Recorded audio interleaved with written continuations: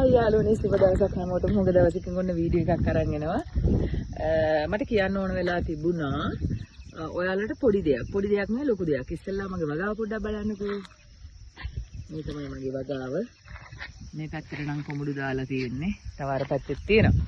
ඉතින් මට කියන්න උවමනාවක් තිබුණා මං කාලයක් ඉඳලා පාවිච්චි කරනවා හොඳ බෙහෙත් එකක්.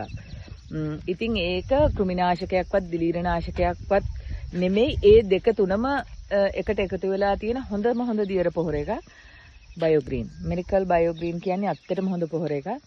මගේ වගාව මේ තත්ත්වයට ගේන්න මට ගොඩාක් දායක වුණා ඒක. ඉතින් ගොඩක් ස්තුතියි බයෝග්‍රීන් ආයතනයට. ඒ වගේම තමයි මට කියන්න තියෙන්නේ ගොවියන්ට. ගොඩ ගොවි තැනට විතරක් නෙවෙයි මම දන්න කීප දෙනෙක්ම මේ පැත්තේ මට නම් වශයෙන් කියන්නත් පුළුවන් ඒක හරි නෑ.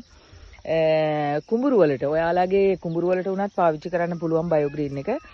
මොකද ඔයාලගේ කුඹුරු දැන් සාමාන්‍යයෙන් පාළුයි හැදිලා මදි කහ පාටයි ඒ වගේ තියෙනවා නම් අනිවාර්යෙන් බයෝග්‍රීන් ගහලා බලන්න. ඔයාලා වෙනද කුඹුරු කරනවට වැඩිය සාමාන්‍යයෙන් යූරියා ගහන වෙලාව අතරතුරේ ඔයාලා දෙපාරක් විතර බයෝග්‍රීන් ගහලා බලන්න ඔයාලගේ කුඹුරට සාමාන්‍යයෙන් මගේ යාළුවෙක් කරලා තියෙනවා සාමාන්‍යයෙන් වීම්ටි 25 30 35 තමයි මේ පැත්තේ ගන්නෙ 40 45 50 ගත්ත කට්ටිය ඉන්නවා බයෝග්‍රීන් ගහලා.